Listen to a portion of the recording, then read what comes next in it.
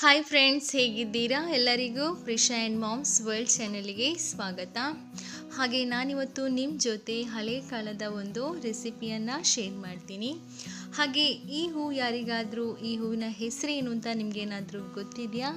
ಗೊತ್ತಿದ್ದರೆ ಕಮೆಂಟ್ ಬಾಕ್ಸಲ್ಲಿ ಕಮೆಂಟ್ ಮಾಡಿ.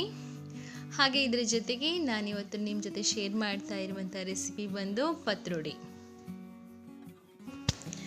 ಇಲ್ಲಿ ನಾನು ಪತ್ರೊಡೆ ಮಾಡಲಿಕ್ಕೆ ಕೆಸುವಿನ ಎಲೆಯನ್ನು ತಗೊಂಡಿದ್ದೀನಿ. ಕೆಸುವಿನ ಎಲೆ ಇದು ಸಾಮಾನ್ಯವಾಗಿ ಇದು ಇವಾಗ ಮಳೆಗಾಲದಲ್ಲಿ ತನ್ನಿಂತಾನಾಗಿ ಬೆಳೆಯುವಂಥ ಒಂದು ಗಿಡ ಕೆಸು. ಹಾಗೆ ಈ ಕೆಸುವಿನ ಎಲೆಯನ್ನು ಎಳೆತ್ತಿದ್ರೆ ತುಂಬಾ ಚೆನ್ನಾಗಾಗುತ್ತೆ.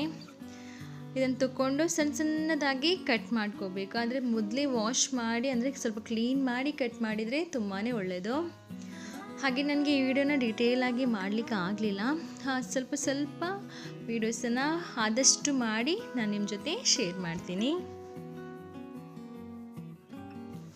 ಹಾಗೆ ಈ ಕೆಸುವಿನ ಎಲೆಯ ಪದಾರ್ಥ ಕೂಡ ಮಾಡ್ತಾರೆ, ಅದು ಕೂಡ ನಮ್ಮ ಆರೋಗ್ಯಕ್ಕೆ ತುಂಬ ಒಳ್ಳೆಯದು.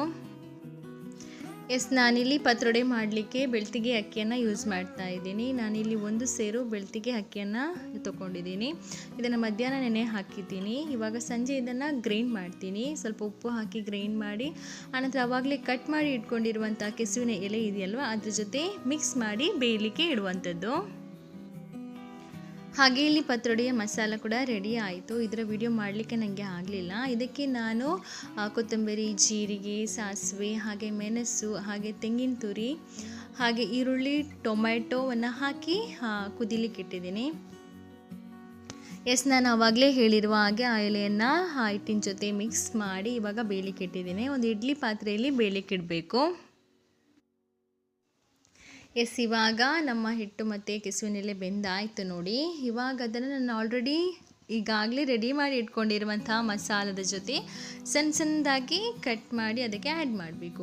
ಆ್ಯಕ್ಚುಲಿ ನಾನು ಇದನ್ನು ಬೇಯಲಿಕ್ಕೆ ಇಟ್ಟಿರುವಂಥದ್ದು ಹಿತ್ತಲಲ್ಲಿ, ಯಾಕಂದರೆ ನಮ್ಮ ಈ ಗ್ಯಾಸ್ ಸ್ಟವಲ್ಲಿ ಅಷ್ಟು ದೊಡ್ಡ ಪಾತ್ರೆಯನ್ನು ಇಟ್ಟು ಬೇಯಿಸಲಿಕ್ಕೆ ಆಗಲಿಲ್ಲ.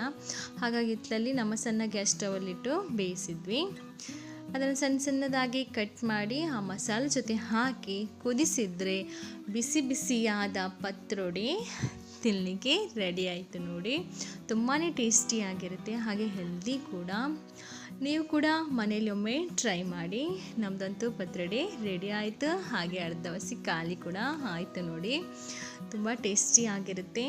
ಒಮ್ಮೆ ನೀವು ಕೂಡ ಮನೆಯಲ್ಲಿ ಟ್ರೈ ಮಾಡಿ.